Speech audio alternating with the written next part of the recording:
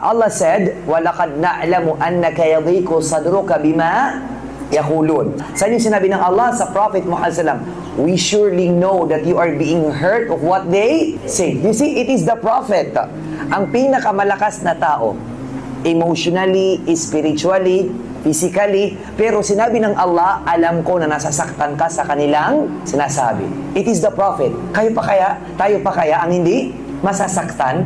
So this ayah proves that yung sinasabi ng iba na wala kong pakialam, that is so wrong. Kailangan may paki ka because at the end of the day, whatever they say, good or bad, it will affect you. Bakit yung mga propeta umalis sa kanilang mga lugar?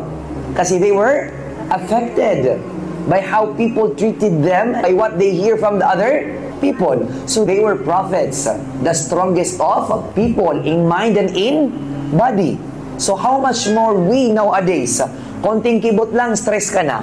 Konting kibot, depress ka na. Ngayon, ang pinaka-problem natin is mental health.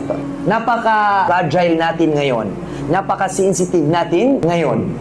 Dahil naman naging mga matahiman to, may tubo na, may depress ako. Iman to na ang daming drama sa Facebook. Napaka-dramatic ngayon ng mga people. Subhanallah. I miss those old times. Yung happy-happy lang.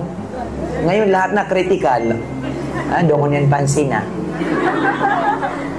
Ito na to, bisprin na, kanay man to na di kami pansin na iman to.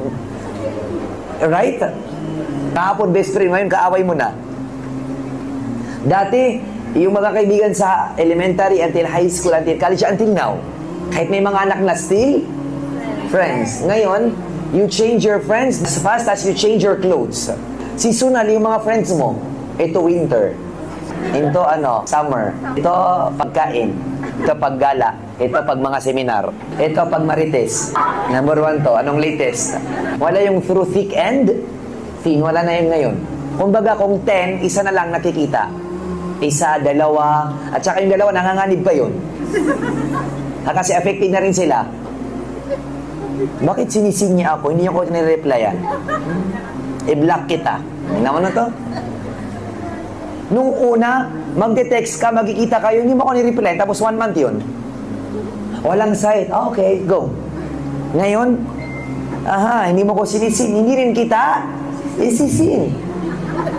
What is happening right now? Saan to nanggaling na mga ugali? Ibablock mo ako, ibablock din kita. Sa social media, tsaka sa personal.